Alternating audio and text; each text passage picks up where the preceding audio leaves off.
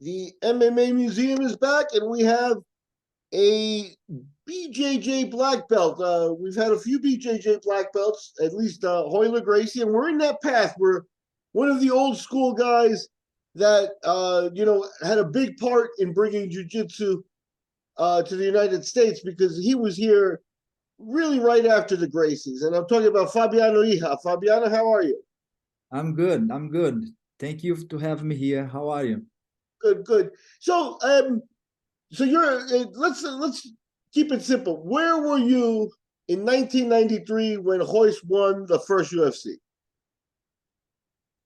I was back home on that time in Florianopolis, Santa Catarina, and after actually I came here in the UFC number 3 to help and support Hoist because my instructor was his cousin, Hillian Gracie. The guy invited to be in his corner. So we traveled together, and that was my first time actually seeing live UFC event. That was like, wow, back in the Okay, days.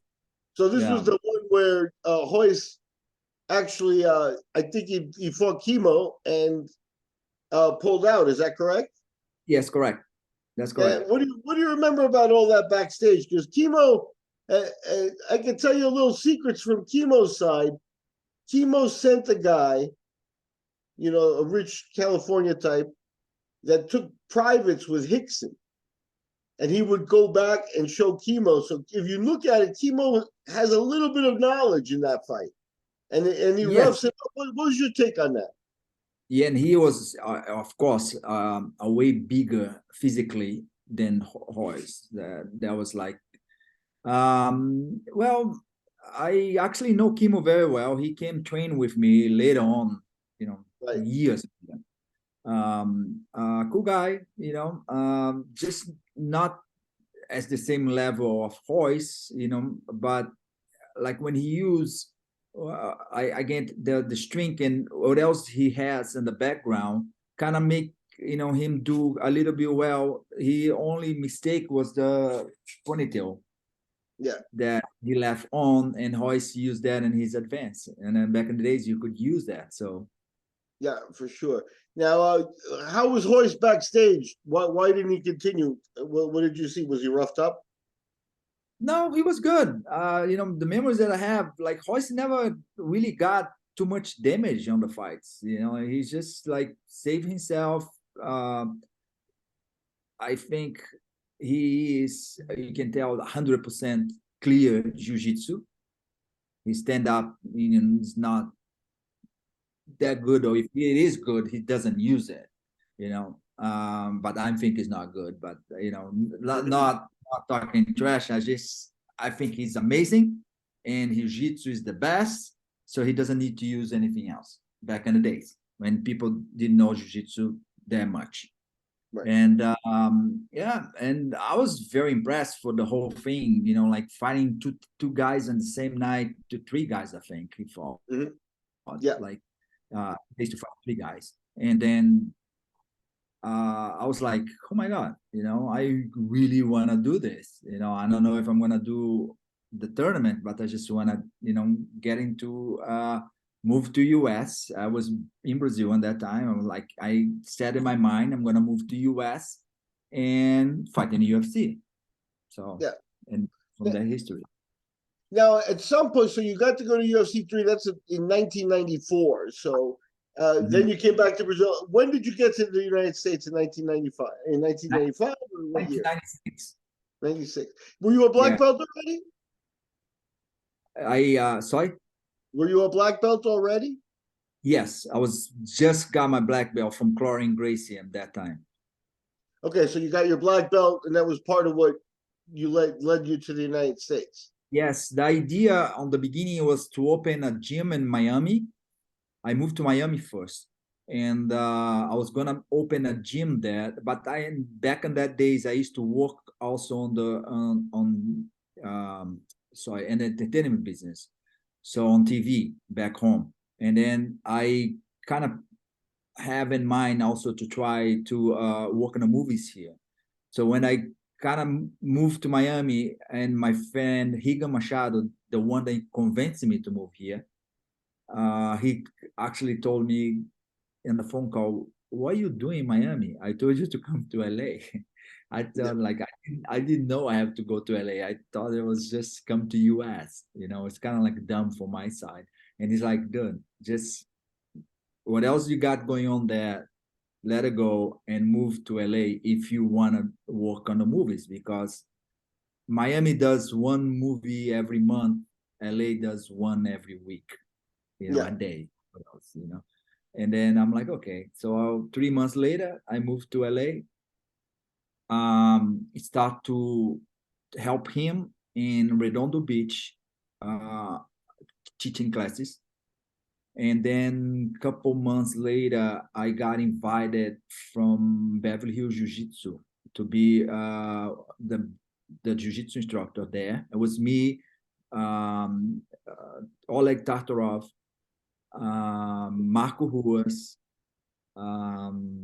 Marker, And and Bas Rutten. yeah, yeah, That it's was an amazing. That's that's the earliest super team that was out there. You know. Yes, yes. And then I stayed there about 6 months and then saved some money. And then later on, I got invited by a guy that today is my friend, Mark, that he opened a gym in Huntington Beach. And in the beginning, Kleber Luciano used to teach for him. And Kleber ended up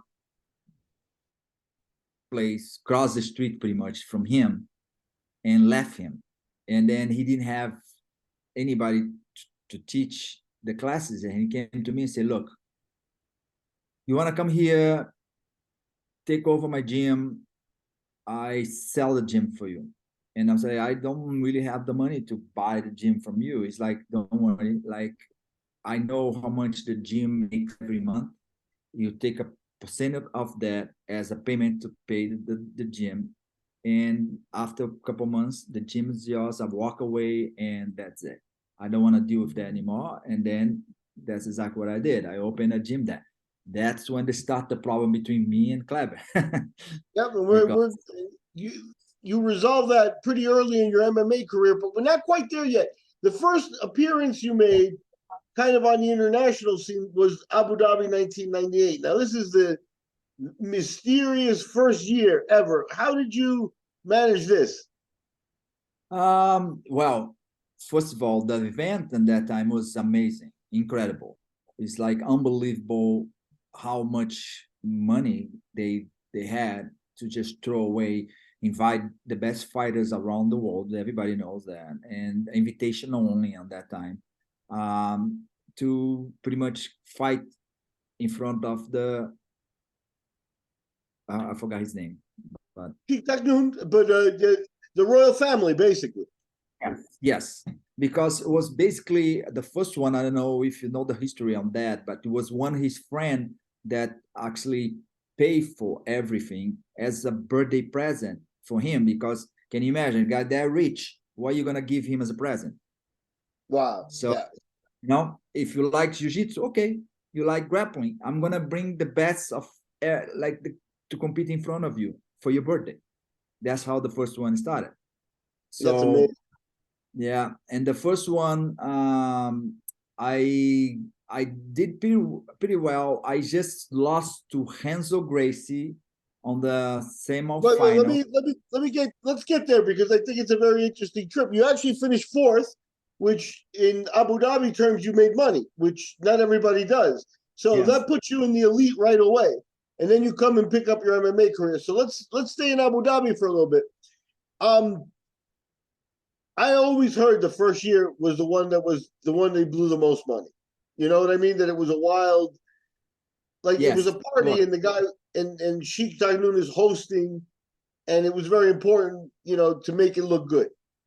Yes, So you're one of the lucky ones that was there. I went in '99, and it was. I know from them that it was scaled down a little bit, but '99 was amazing also.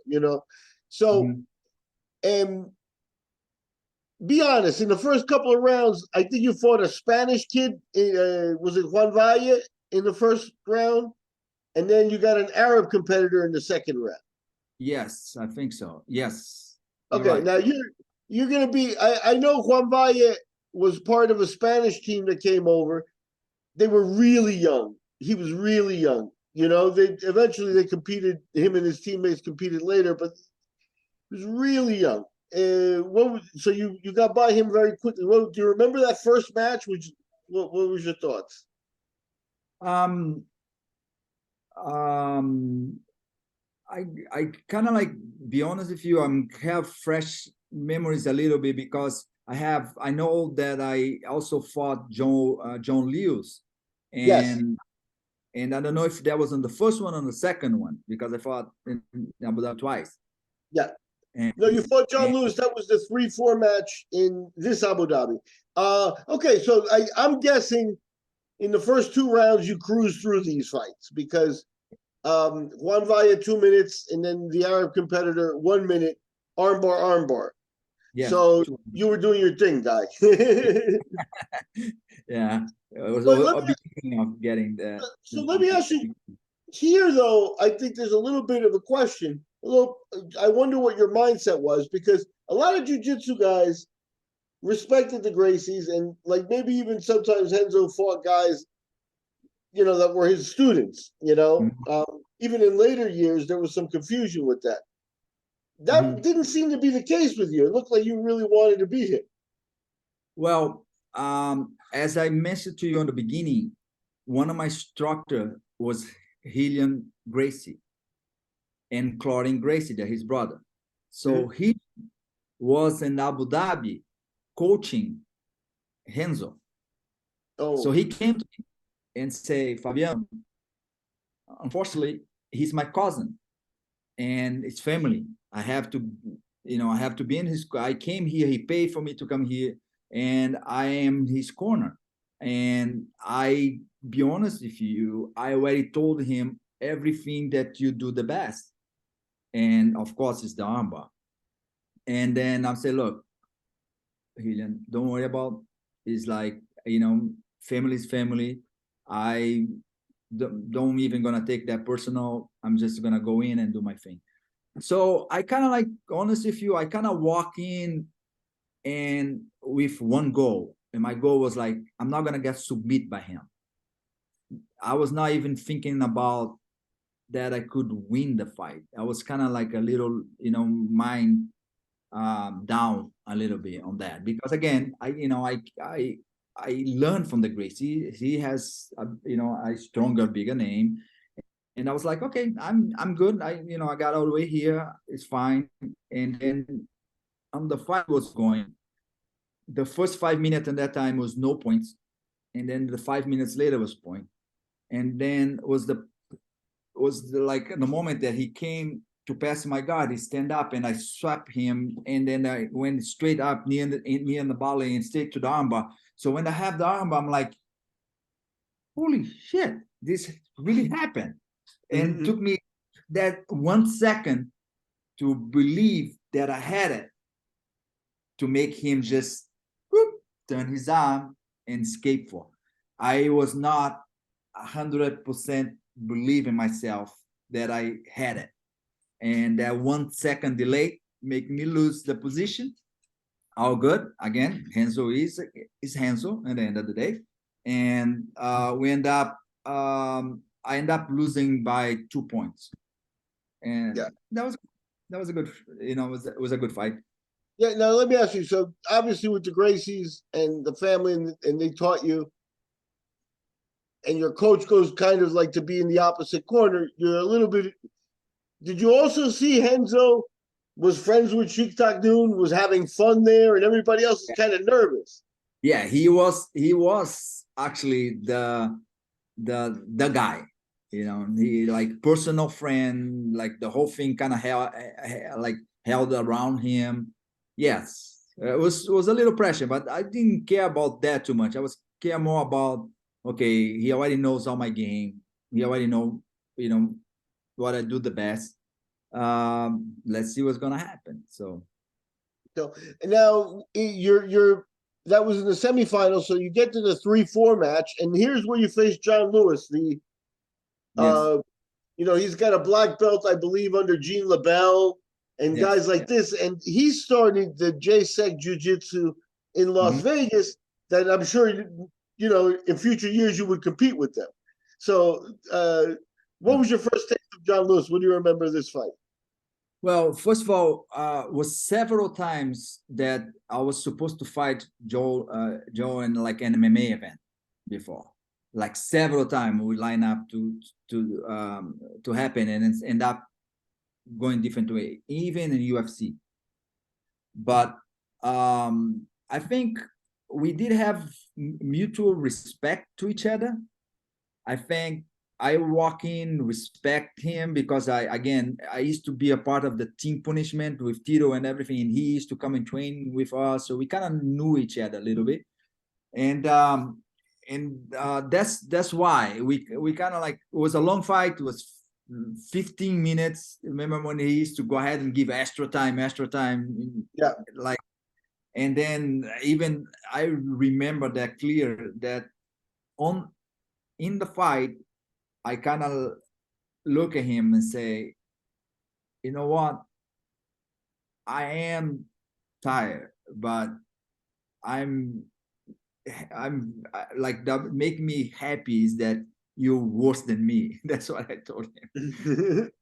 And then I end up winning by points, like very short points too. I think 2 points. But was no, on that particular fight was not even close submission from me or him. We never even get into a very, like, close to submit to each other. yeah, yeah. I mean, he was pretty advanced for the time as well. So probably one of the most advanced American guys that you were going to find in 1998. Oh Now, yeah. you said in the States you were here since '96. You mentioned Tito and Team Punishment. You were a factor in the very early California scene with Tito and those guys, and then in San Pedro they had fights, in the boat docks and and Yeah. things like that. So you've seen some wild stuff. What did you see there? Is that where they were trying to set you up with John Lewis first? No. Was in the different events, like the small events, and then going to later on, like on the UFC, also. When he was fighting, it was one time he was fighting lightweight. That's the two loss that I have in UFC. I tried to drop it to lightweight. That's back in the days, it was 155. Basically, when I started in UFC, it was no lightweight. Welterweight was the lowest weight division. It was Yeah, 170 pounds. That's it. And then Frank and Lorenzo came and say, you know what? And of course Dana say, we're gonna open up a lightweight division. And they came to me and say, we love you, like, to drop it to 155 because I think you're gonna dominate and you're gonna be champion in that weight division. That's what they told me. And then I say, I see what I can do because I was 178 pounds solid. yeah, You yeah. know, You have very low body fat. not and not on the history of losing weight, to compete. I was just, when I was fighting 170 pounds, again, I was 178. I used to drop the 8 pounds in 45 minutes on the treadmill, Yeah, easy, and then recover and fight strong. And 175, guys was 185, 190, but I didn't care. So when I dropped to 155, not using that as an excuse, I really felt that. I felt a lot. It was really hard for me to make that weight. I have migraine problem, and migraine, one of the cause of migraine is if you dehydrate, give you migraine. So every time I was trying to drop weight, I get very strong migraine, and that was really bad for me. So again, not using the excuse, I lost my 155 pounds fights, and then I went back to 170 again, and started to do well again. okay. But Let's talk about the path there because I think it's very interesting. you did well in Abu Dhabi. You got into money. Now that Abu Dhabi tournament, nobody saw the video for like a year, so it Yes. just becomes a legend thing. And you come back, and 3 months later, you make your MMA debut at Neutral Grounds, Mhm. or the official debut. Is this your first official fight? Where In what'd you do? US. In US. I fought in Brazil. I have 8 fights in Brazil that I was never in. I was not even sure dog in that time. So that never Okay. was not my record. Yeah. So, but I came in with 8 fights before when I actually fought in neutral grounds, and uh, Ryan, my friend Ryan, used to own the event. And Ryan then later, Chenoweth. yes, yes, yeah, and we're still good friends to these days. But yeah, that was my first MMA fight in US. Correct. Okay. Now that's an interesting show to me because Neutral Grounds had a reputation, as being a West Coast show, but it was kind of that an underground show where everybody fought there. Like even Gracie related people. Joe Pardo's reputation was from places like fighting there. Then you, Yeah, then you had crazy guys like Mike Bitonio and guys like that. All those guys fighting in the area. Chris Brennan. yes, All these early guys that you run into, all yeah, showing up against Lucha Grasso. In this one, Javi Vasquez, who would later marry one of the Gracie's ladies. You know what I mean? So right. what was your impression? Well, the most interesting is that was illegal, of course, but was is because was illegal, but was not legal because was not a law that it was not on the book that say you could not have it, but was also not on the book say that you could have it. Right. So the police used to show up, and then any lawyer could go ahead and just say, show me where in the law this is illegal, and then just disappear and never come back. And the event, it's like, so it's kind of like it was kind of interesting because the event sometimes could happen, could not happen. When you train, Yeah. you didn't know if it's gonna happen, and then as soon as actually the first match start to happen, it's like, oh, it's happening. you know? But like you say, good guys fought that. Joe Pardal used to love him. Incredible, amazing potential. I don't know why that guy was not, like made into a big star because he was good. He was very good, and physically strong, like good hands, like good wrestling background. Couple other guys, a lot of guys, a lot of good guys actually started on neutral ground. Yeah, for sure. The hold on one second. What's this?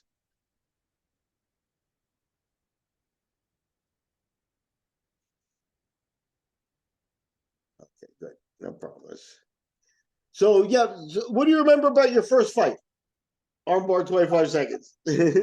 Yes, it was again in that time was my armbar was still a secret weapon. It was very interesting because back in the days when I used to be a blue belt back home, uh, people used to come training, and then from Rio de Janeiro, I'm in Florianopolis, different cities, so high belts used to come to to my city uh, to visit my instructors and my even black belts, and my instructor used to say, look, don't get fooled by his blue belt because he has armbar from the guard that is black belt level plus. If you get that, he's gonna catch you. So don't just look up for his belt. Make sure that you wash out. And then I used to was able to catch these guys on the armbar. So that fight was the same. Like he has no idea, what I have, and then I just took him down, and got him an arm. But I think it less than 40 seconds. It was very fast. Yeah, it says 25, right? So Okay, yeah, okay. Yeah, it was, as a compliment, Hoist didn't finish anybody in really 25 seconds. This was a different kind of jujitsu, a more surprising jujitsu. It was more like watching Rumi Nasato. yes, I love him. Yes, I like him a lot too. Is Yeah. it? Did you have that same explosiveness coming up as a brown belt during the championships in jiu-jitsu in Brazil and Yeah, stuff? same. Like in Brazil, when I was on the competition, I used to win all my matches in the armbar in less than a minute, every single one. Now comes a pretty big challenge, or something very interesting when you look at early MMA kind of history, and that's this Extreme Challenge 22. This is Monty Cox. So, Monty, to be honest with you, he doesn't really care too much about black belts. You know what I mean? Yeah. You're in Utah, so he's got you close. And what do you remember about the show? Because you fought a 4-man tournament, and this put you in the map. Talk I about have this. I have a very good story for you on that one. Okay. So basically, I have fought in the UFC already before that. I fought Okay. in the UFC, and then so I kind of like had a little, a name on the MMA community already. So what happened was that, like I would mention to you in the beginning, me and Kleber, we start to have a little beef, a little problem because the gym was close to each other. Right. He used to come to my gym and challenge me like several times for a jiu-jitsu match. And I told him several times, say, look, I don't do jiu-jitsu anymore. I don't compete with gi. I don't even wear gi anymore. I'm an MMA guy. My classes is no gi classes. And I do have gi classes, but it's just a basic. And my mind is on MMA. Do you want to fight me on the MMA? We can fight in the MMA. So he used to walk away and say, no, I don't do MMA. I'm like, I just want to do a jiu-jitsu match with you. I say, okay, I'm not doing jiu-jitsu anymore. And I'm not going to go ahead and, go to a jiu-jitsu match with you that you're going to go ahead and do 2 points and hold 10 minutes and win the game. I don't play that game. So anyway, several times that happened. Now let me put a little bit of background. I believe who's his black belt from? Kleber's black belt. Is it Hickson? No, I'm not sure. I'll look I it up think here, but he's a very proud black belt, is what I'm referring to. yes. And he Yes, had a reputation as being very mean even back then, yeah, his record on jiu-jitsu was very good. It was very good record on jiu-jitsu, not as a finisher, as a point guy. He Like the used to go Saulo points and then hold it. But anyway, so one beautiful day I was in my house. I look up, I was just online, and then Extreme Challenge show up, and who's fighting? Kleber Luciano. Tournament, 4 guys, Kleber, Eves, and the 2 other guys that I don't remember at that time. So I called my manager and told my manager, say, call Montcalm and tell him that I fight for him on that tournament, even for free, if he put me against Kleber, without tell anybody. And he's like, okay. So anyway, my manager called, talked to him, and then he ended up taking one guy out, put myself in, and I told him, don't say anything to anybody to the day of the fight, because if you do, Kleber is gonna pull out. So now I show up in Utah on the waiting on Friday. I go straight into the press conference, and then they announced that one guy got hurt and I'm the new guy. And there was that big drama. Kleber's like, what a bullshit, this is that. I look and say, my friend, what are you gonna do now? You gonna run? Everybody see that you okay, you already make the way. That's it. So I was on one side, he was on the other side. I fought Yves Edouard, got Let him, me, and let me set this up because so we talked about that neutral ground show. Victor Hunsaker beat Javi Vasquez in that main event. Well, Javi Vasquez, another black belt in the future and a very tough guy. So Hunsaker was Clever Luciano's first round opponent. And you fought Eve Edwards. This is an all-star tournament. Two black belts that are going to meet in the finals if they win. And if it doesn't go that way, you've got Eve Edwards, who's going to be a star, and Hunsaker, who is doing good work in there. So it's not exactly an easy tournament. Did you think of that, or were you just crazy for Clever? No, I was looking for Clever. I was definitely looking for him. I was like, I wanna like just settle that down. So I didn't care about. And so again, for Eves, I believe was, I don't know how long was the fight, but I got him an armbar. Kleber also won on the rear naked choke, if I don't mistaken.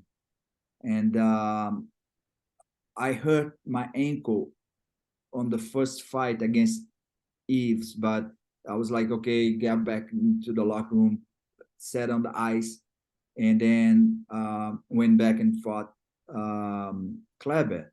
And I did felt a little bit the altitude in Utah that I was not, like I mentioned to you, I got that on like the day before the fight. Kleber was there for 2 or 3 weeks before the fight, getting ready on the altitude. And I was like, at the beginning of the fight, I felt a little bit, and then I'm like, okay, hold on, I gotta somehow save it, because if not, I'm gonna run out the gas here. And then me and him went a little bit of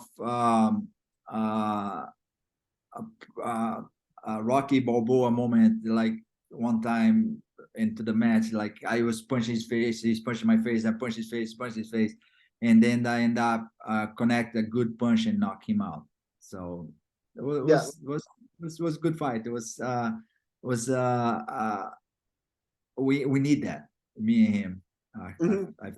Yeah, I'm now seeing it was very personal, but for me, remembering it now, I'm an East Coast guy, but I remember it as two Brazilian black belts fighting on this show. With that being very major in the early days, this is not really happening. Actually, it was not the first time that two Brazilian black belts fought against each other. And in the MMA world, still everybody thinks that you're all friends and things like that, but this was very real for you because it was still a great win. Yes, it was a good win because, again, like you say, it was a good guys on the tournament, and definitely put myself back in the game again. And that's when I went. And after that, I got another four, five, I think four fight deals in the UFC. Yeah, let's talk a little bit about some of those early days in the UFC, because when you got there, it was still Bob Meyerowitz. So this list, and probably out of order here, but this says after the Kleber fight, you went to UFC 20 and fought Laverne Clark. Yes, I fought Laverne before. So what happened against me and Laverne Clark? Again, I'm sitting here. I don't do MMA anymore. There's no reason for me to bullshit around. So what happened was when I fought him in the first UFC was trying to get back on pay-per-view on that time. So they didn't want to show blood, too much blood on camera. Again, if you at home and you listen to this, and the beginning of UFC is not it is today. UFC was trying to survive, was financially having problem, and they're trying to get any kind of like network deal. So on the fight, I got caught, a little caught in my head when I was doing I was in the knee bar. I have him in a knee bar, and I was bleeding all over the place. And then Mario Yamazaki, I remember clear, stopped the fight, and then they just stopped the fight completely and say, and I forgot his name. The owner came to me and said, "Listen, I can't show blood on TV. I'm gonna stop this fight and I'm gonna bring you guys back again. But I have to stop this fight." And I'm like, okay. And then actually Laverne went to the press conference the night on the wheelchair because his knee was all swollen and was all bad. Again, no excuse, nothing. I said, okay, I was just looking for the next one. And the second time we fought, I got him an armbar. And again, Mario Yamazaki was a referee. And as I was doing the armbar, I already felt his arm was breaking. And I look at Mario and say, "Mario, his arm is gonna break." And Mario look at me and say in Portuguese, "If he doesn't tap, break it." And then when I give a little extra pressure, and then when he screamed and kind of screw up his arm a little bit. But that's history between me and Laverne. Yeah, To fight. Laverne was crazy in that you could tell he knew no jiu-jitsu. There's, but an amazing athlete. Good hands. Good Yeah, hands. amazing athlete, and a guy who could punch you from anywhere. Long arms and like crazy, like one of those guys that's never going to give up either. So, but no ground, 0 ground. Yeah, just a little maybe wrestling, maybe keep you on top. He was wrestling. That's why he was winning most of his fight. The guys were shooting on him. He sprawl, and then he come back with some punches from all kind of direction, knock the guys out. He was I believe 4-0. Yeah, when I fought him the second time. 4. Now on here it tells me that now this is a big fight, a big opportunity. You get Frank Trigg in Pride. This is November of 1999, so we're not even in 2000 yet. But this is Frank Trigg in Pride. What do you remember about this fight? This is kind of an honor to get called by Pride, no? I remember that very well. So I got invited to train Sakuraba for his fight against Hoyler.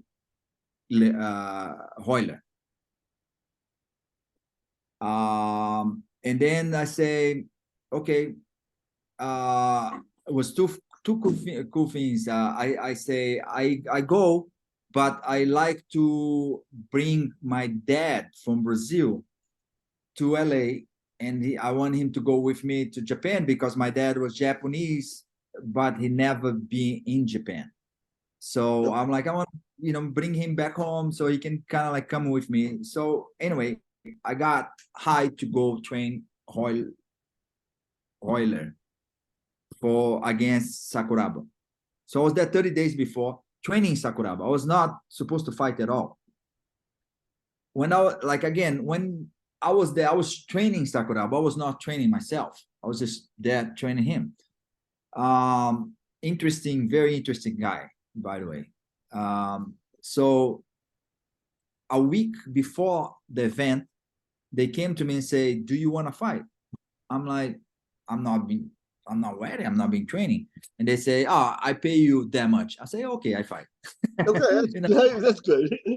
You know how pride it is, on money talks on that time. So that's good because sometimes guys didn't get paid. They thought they'll take the opportunity. So I'm glad that's good for you. But let me ask you, how did that go? Because you're training Sakuraba to fight Hoyler Gracie. Mm-hmm.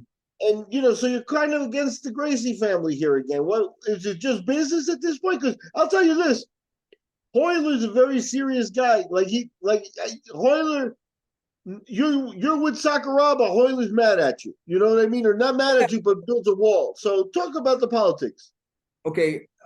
So it is. But I didn't want to get into the whole Gracie monopoly bullshit. By that time I was already Fabiano Iha. Yep. So I didn't need it, Gracie. My gym was not a Gracie associate or anything like that. I just got history that I was black belt from Gracie. And then, and to the point that I was in the US with my wife and my daughter, and I have to survive. Who's going to pay my bills? Gracie was not paying my bills. I have to pay my bills.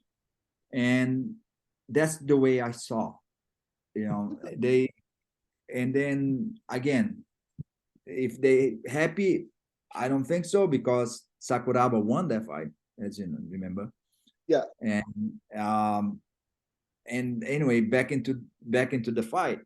So they invited me a week before to fight Frank Trigg. And then it's again, me and Frank has trained back home on the team punishment, because he was with Randy Couture, Enrico Ciparelli, and those guys. yes, Yeah. Rick Super and everybody. So they used to come and train with us. We used to also, be friends. So anyway, the only problem was that he was 195 pounds and I was 170 pounds coming down, because Japan made me lose weight because I didn't do very well with the food there. Anyway, like I mentioned before, my dad was with me. My dad's have a little history of heart problem. I told Dad, listen, I'm gonna walk into the fight. I'm gonna go ahead and do my thing. If I get it, I get it. If I don't get it, it's over. You know what? That I'm not gonna go ahead and try and survive and get beat up, because I'm not even expecting this fight. I don't care. So I walk in, no, pretty much by myself. I remember I invited somebody there to just be in my corner, just to give me time and stuff, but I didn't even have a coach with me. And Frank was 195, I was 170. He didn't make weight. He didn't make 170 pounds, but they make us weigh in 2 days before the fight. So yeah, 48 hours before the fight. Welcome to Pride. Yeah. Now let me ask you. There was a couple other outlaw jiu-jitsu. If you're not with the Grace, they call you a little bit of an outlaw at this time. Was Francisco Bueno your corner? Francisco Bueno was not on my corner because he fought before me. And you remember his fight? Yeah, it was tough. He fought 2 fights before me. Yeah. And then I have something little funny to tell you about that. We were sharing the same locker room, so they brought him in, still on the bed. How you call, because he got knocked out. So I went and I say to him, how are you feeling, my friend? He's like, I'm okay. If I he's like, I have a question for you. Did I fought already? I said, yes, you did. And then he's like, how I did? I'm like, well, put this way, not too good. But don't worry about that now. Yeah. He had a tough day, for the record, for everybody. He got knocked out by Igor Vovchanchin, so this is a bad day for everybody, That was highlight for long time. Time for Pride. Yeah, it's unfortunate because Bueno's a guy, with a lot of talent, I think, but good jiu-jitsu. Jiu-jitsu. That'll mess up your mind when you lose like that. So, but we're not talking about him. We're talking about you. Alan Goins was there and Henzo was there. So you must have found somebody to help you from the jiu-jitsu crew. Or did you go to get help from Vanderlei and the shootbox guy? If I'm not mistaken, I think Mario Masaki is the one that helped me. Okay. Mario, no. Okay. I'm pretty much sure that was him. Again, it was a long time ago. So, did you see the crazy side of Sakuraba? Because one of the things I remember, and I may be wrong, but I remember you and most jiu-jitsu guys that had a family here and things, they were very serious guys. They didn't really go out, and maybe Arona and guys like that went out and party, but generally Fabiano Iha isn't known as a crazy party animal. Do you maybe I'm wrong, but did you see Sakuraba? Because this guy used to smoke and drink whiskey and shit. Yes, yes, yes. Like I remember that very clearly. That like I was training him, and then we stopped training, and then he goes straight into smoking. So I like, what is that? And he goes like, what is that about? He's going, Marlboro, Marlboro, delicious, delicious. He didn't speak English very well. And I'm like, if this guy has that condition, is smoking and drinking, can you imagine if he stopped smoking and drinking? Yeah, Because one his strongest was his condition. He had yeah, very good condition. yeah. He beat Royce in the 9 rounds because of conditioning, and it Condition. wasn't like he took it easy. He was assaulting. Yep.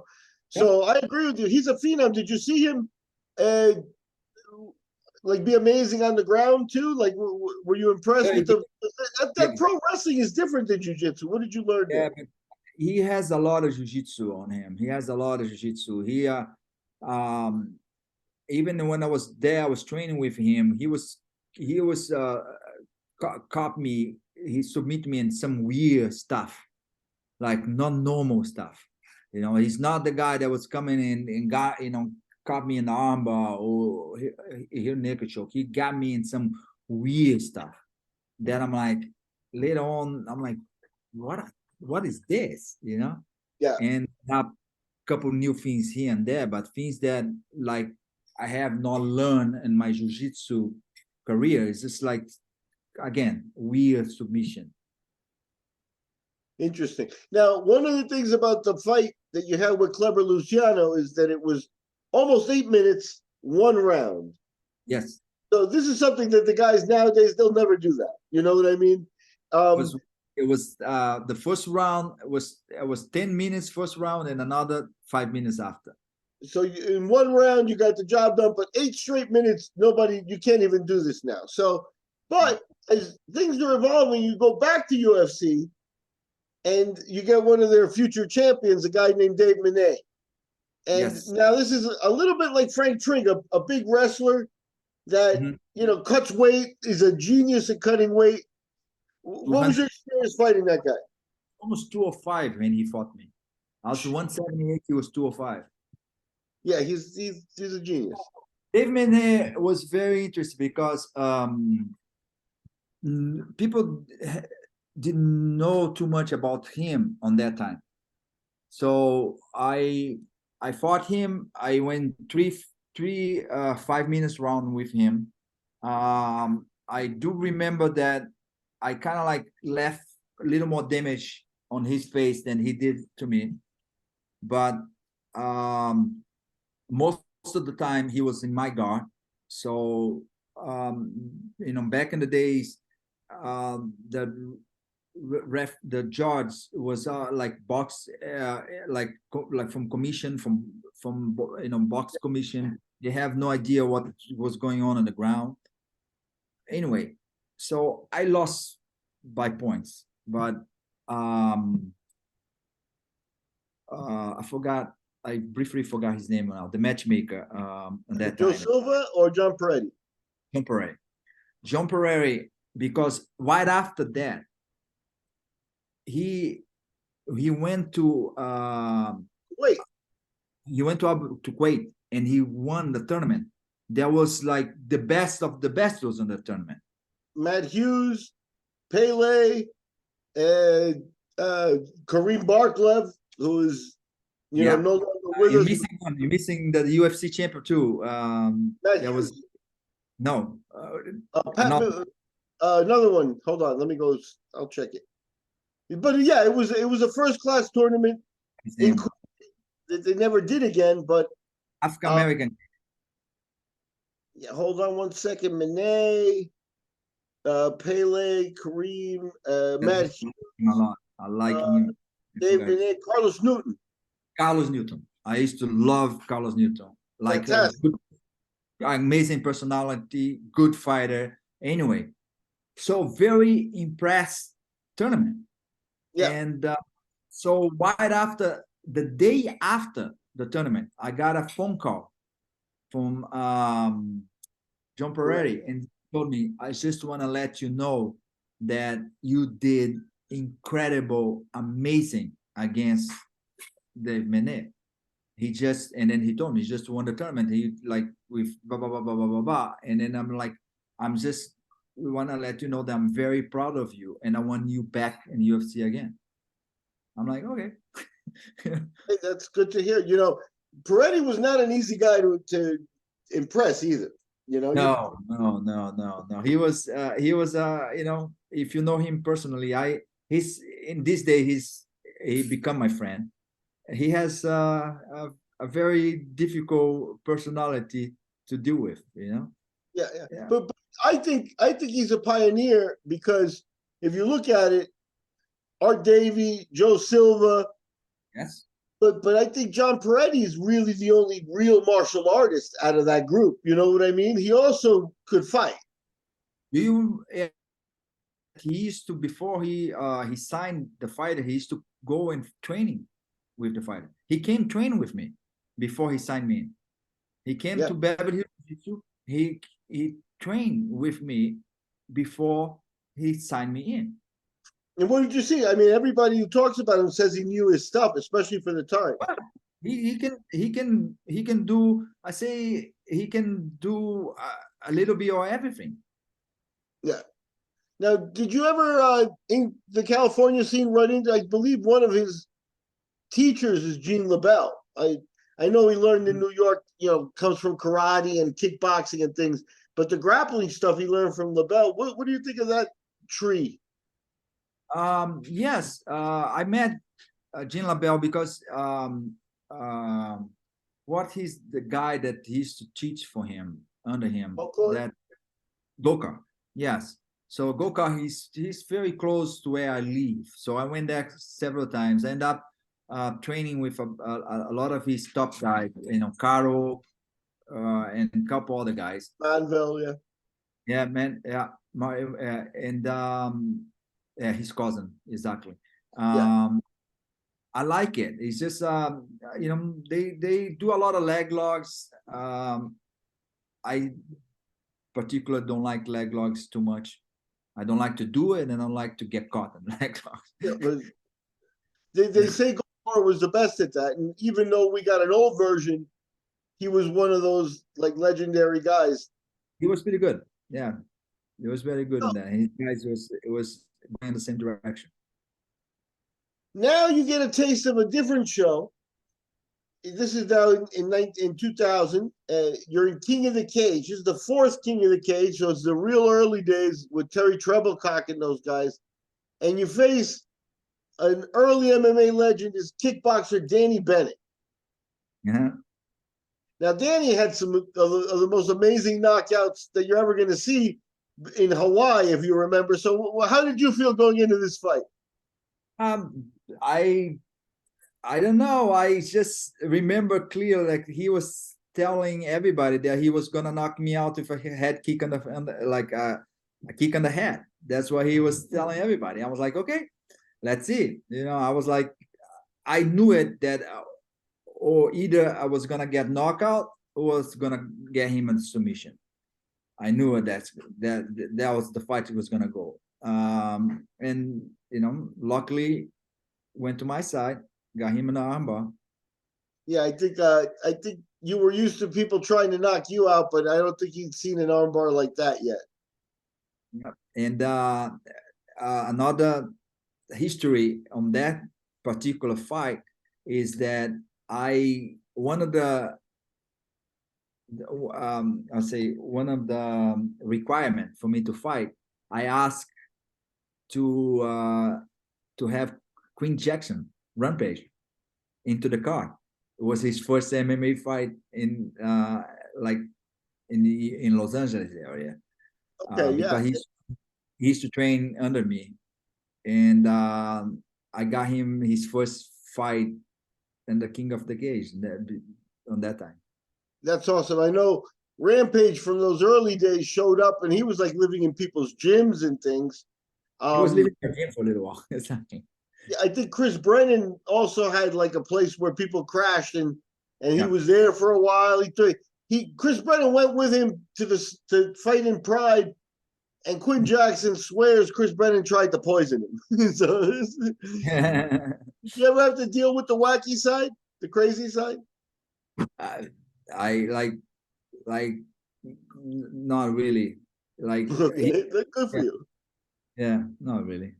So He okay, so now you get to this is probably the highlight part of the career here because you've got the Laverne Clark win, you've got Monet show, now you've got Daiju Takase and Phil Johns. You've got a big winning streak going in the UFC now. So talk about the Takase fight first.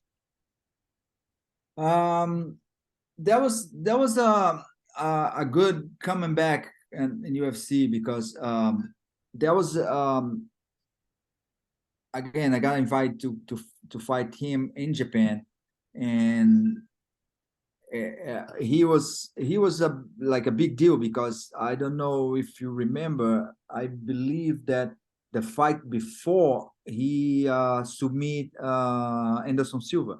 Yeah, he caught Anderson Silva in I think it was a triangle or so. It was, no, some type of leg lock. Yes.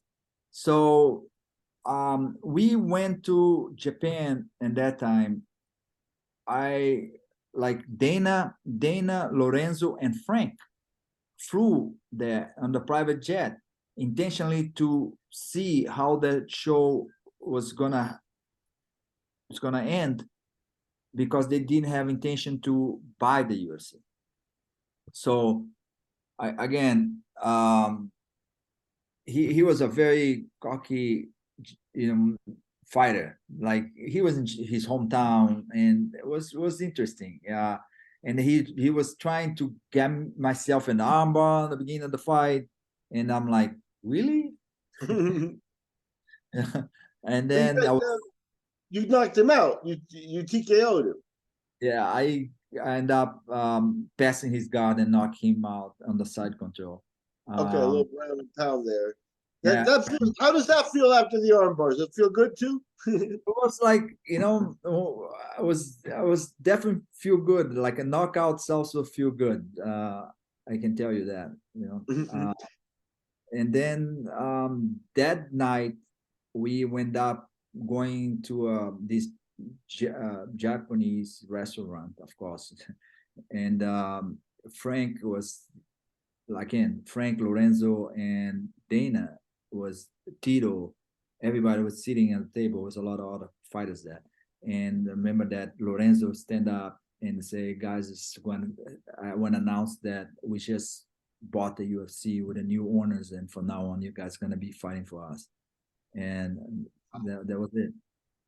Wow, Yeah. that's cool. So you were actually the moment it changed, you were right there for it. Um, then you come back, and now this becomes the kind of legendary show that was in Atlantic City, the first show that they did there with a commission, and you fight the hook and shoot champion Phil Johns uh, for your third win in a row in the UFC. Talk about that fight because Phil, if he could do his thing, it would be a hard fight because he's a grinder. But you got your armbar fast. I made a mistake on that fight. I was training and trying to improve my stand up, and I decided to fight him stand up on his game. And I fought pretty much 3 rounds stand up with him, and by the end of the third round, I bring the fight down, but it was already too late. And then of course, as you know, as longer you get into the fight, you get more slippery, it's harder to get, and you tired, you lose your speed, and on and on and on and on. I lost on a very close decision. I think I are positive that when they give to him, half of the stadium was booing but if they have give to me, I think the other half was gonna do the same. It was a very close fight, and it was a split decision. He won. Okay, I'm looking at the results here. It says that you beat Phil with an armbar. Oh, So sorry. You talk about Phil Jones. yeah, we'll get to D. You were talking about Dean Taylor. I would jump into the other fight. Sorry. Okay, Yeah. so you beat Phil. That's your 3-fight winning streak. Now Yes. you want to fight under Lorenzo and Dana and the new crew. That's when they asked me. That was still 170 pounds right there, and then they asked me to drop to 155. To fight That, Kaun. yes, that the whole thing started. Exactly. Here we Okay. go. Now, yes. Now I'm back on page. No, So and I understand that. It's a long time ago, and sometimes you don't get to talk about it. So I appreciate it, and thank you very much. No. Sorry, Phil Jones. I Phil remember Jones, you beat fast, and I remember that because he was the champion of hook and shoot, and that was his chance. But I think that you'd already been there, and he was a little nervous as well. And he was. You were flying high. You were at this point catching everybody. He was, and he even came to me and say, "Can you do me a favor?" I'm like, yes. It's like if you catch me on the armbar, can you please don't break my arm? Just I'll tell you, Phil is he was one of the nicest guys, and you're talking about a guy who would fight anybody. He fought Dave Manet, yes, he did. Yeah. And he fought a lot of guys like that. He's crazy. So respect to him. But there are levels to this game. Phil is a top-notch, Midwest fighter. But now you get Kyle Uno the next time, and Uno's an international star. Talk about this. Yes, that was I tell you like all the reasons why I lost that fight. But first of all, Kauno has my gym in Huntington as his US gym for training. So I train with him several times. I'm not talking, we're talking about every single time that he fought before. He used to come and train, stay and train and use my gym as a camping train. So I have chance to wrestle with him several times, to the point that I was like, I can catch him in any submission that I want, anytime I want. Okay. And then they offer him the fight, and he accepts. And I'm like, this guy is out of his mind. We train all the time. I submit him all the time. Like, why he's accepting this fight? I didn't took in consideration that when I was training with him, I was 170 pounds, 78, muscle, big guy. For him, that he was 155. So, with my jiu-jitsu and the power, I was able to overpower and the technique submit him on training. So when I fought him, I dropped the weight to 155, and it was my first time that I fought in the 155. And I did have very hard time to lose that much weight. Who guided you to do the weight cut? Because at the very least, I give you credit. You were always around the top people. So, how did you go about doing that weight cut? First of all, it's the first time that I got the weight, first time ever. And now I have, like I say, from 178 to 170, 8 pounds, you can cut that in the treadmill, speed 5, and in 45 minutes. It's like easy, like nothing. Like now, from 178 to 155, we're talking about a long process, for me at least, to lose that weight. Tito is to be a member of the team. Tito is to cut a lot of weight, and Tito's like, no worries, I guide you that. But he also fought in the same night, so he was losing weight as well. I was doing kind of like the same thing, and like I mentioned before, didn't go very well for me at all.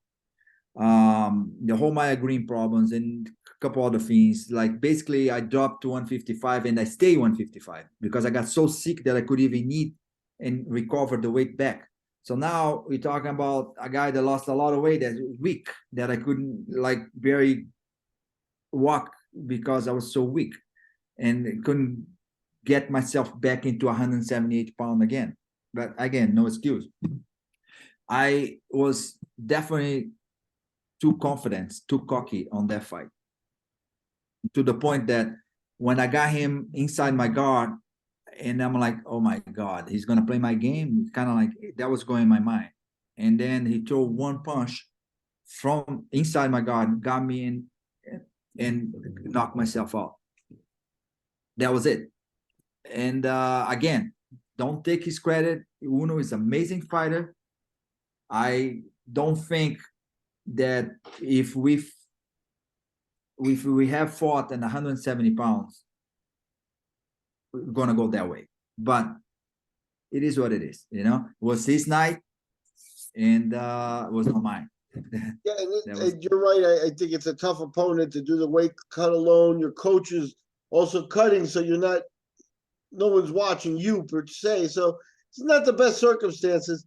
The UFC brings you back at the very next show, and now you're in Vegas. So Dana and company are having, their hosting kind of thing. Yeah, it was the And this first is, I time. think, the fight that you were talking about that you may have been robbed in, and this is Dean Thomas.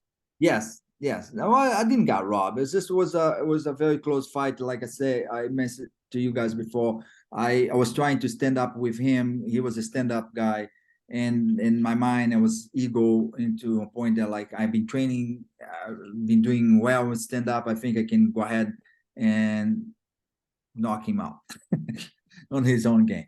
And it's a mistake that I if I go back on time, I just go straight in, try and put him down and do my thing instead of trying to prove that I could stand up.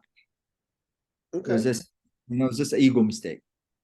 Now, this is in September of 2000. I'm sorry, September of 2001. So that Dean Thomas fight was like only a couple of weeks after 9/11. Mm-hmm. Yes. You got stuck in Vegas, or how did that work? Oh, it's interesting that you brought that up because we are like did the training camp in Big Bear. So me, Tito, everybody was there. Even Dana, Frank, and Lorenzo, he also there because it's like this, like a big deal of first Vegas fight, and then the whole 9/11 happened, and then we training, but not very hard, because we like I don't think this fight's gonna happen because they brought it up that the second or the third or else target could be Vegas. And they was trying to, it was in the air that 50-50, the fight's going to happen or not going to happen. So I do remember that very clearly. Like, and then when we got there, this was going to happen. But was a big deal. Like you brought it up. 9/11 was a big deal. Yeah, and it's hard to compete with all that going on too. Yes, yeah, but did happen. Nothing. They didn't throw any airplane. No. Thank God, thank God. Now, you at that point you took a year off. Were you hurt or just recovering from, little things, or mentally tired? Why'd you take a year off? I was working, like proceeding in my acting career. Okay. I kind of felt that if I move here to do two things, fight and act, I already fought. And if I don't start acting now, I'm going to be too old. So I took it off in the fighting games, just training people, but I was trying to work in the movies. Okay. And I haven't looked it up. Were you, how did that part of your career go? Kind of okay. Not as the same as the fighting career, but I was end up doing a lot of stuff behind the scenes. I was doing a lot of fight coordination.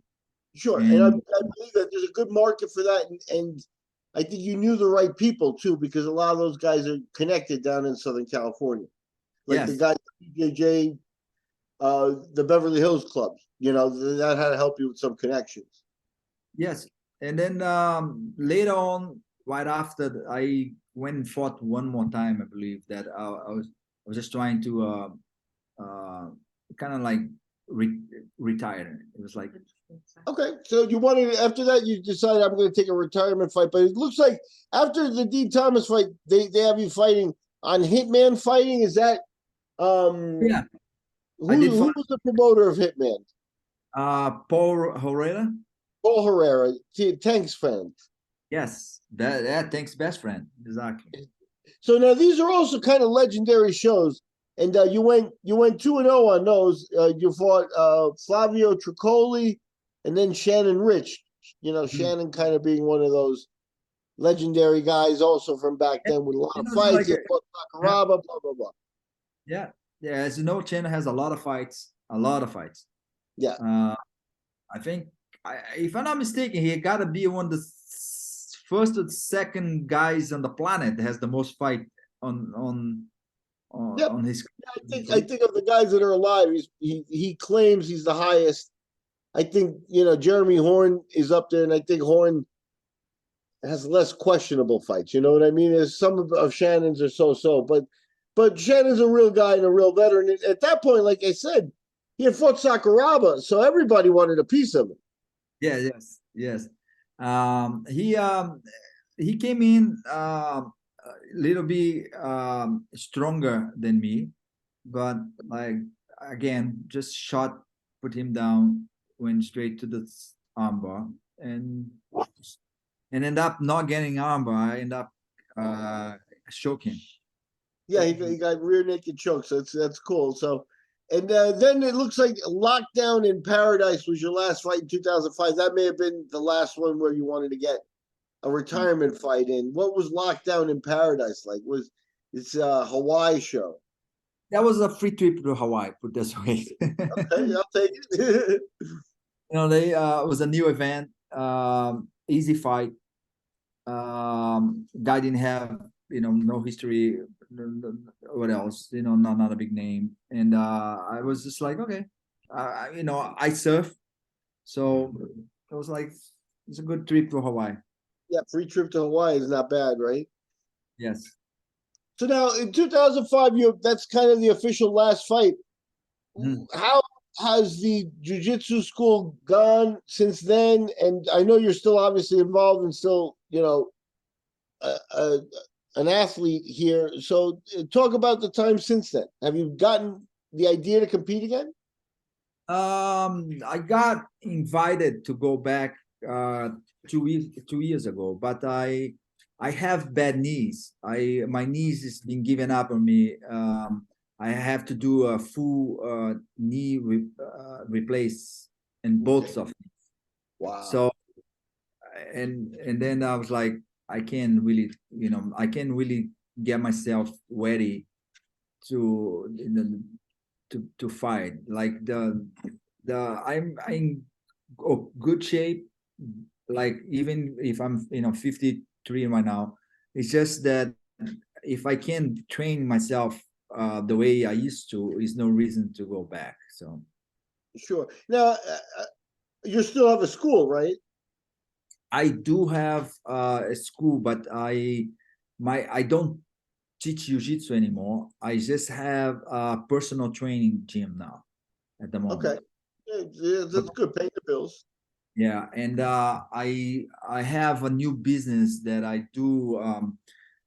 It's something that I started a long time ago, and now I do that officially. I do restoration on classic cars. That's, Awesome. yeah. I I specialize in international scouts. I don't know if you're familiar with that. Okay. Fill us in. Scouts is, they look like the Broncos, But they're like but they, older, right? yeah, they are international scout. I just opened a new shop now. That's what I do. I restore the cars and I sell on the auction. That's awesome. That's awesome. I know that's, a lot of people collect those cars, the whole gamut and stuff. What's the nicest one that you've ever seen besides the Scouts? Um, Besides that I have done or that I have What seen. you've done, yeah, sure. Oh, like the scout. The scout is definitely the best ones that I have done. Like I have built several already, and they have done very well on the auction. Cool, cool. That's so cool. And what about jujitsu? So you don't do jujitsu anymore at all? Do you ever get together with anybody and sometimes roll or? No, I do trains, here and there with friends sometimes, but not really. Like I have some young kids that is still I do some privates training with them, and they still are like purple belt, blue belt, trying going competing, and like one the guy actually had a MMA amateur MMA fight. He did well. So I do that like on the side, not as like I used to before. That's not your living anymore. You don't make your living this. No, I just Well, good for you that you could, you could branch out too, because yeah, sometimes you need to do that. Do you watch the UFC still? only when I have somebody that I know. Yeah, I'm the same way. Only. For I sure. got burned out from UFC a little while ago. Like it was too many that I was there, too many that I was there for somebody, and it's just like I say, if I do have somebody that I relating to somehow, I do watch. If not, I just check the results later. Yeah, I agree with you. It's kind of like Indian food. It's like I can't do it every day. you know. Right. So, uh, my friend, great catching up with you. You ended the MMA part of your career with a 10-5 record. This is really amazing when you consider it, because guys don't go winning records, good record in the UFC and stuff like that. In the early days when it was only guys of your level or rated high, and you touched so many people in the California scene. Everybody knew Fabiano Iha, so definitely a legend. Thank you very much for letting us catch up with you. Thank you to have me here. Nice to see you again.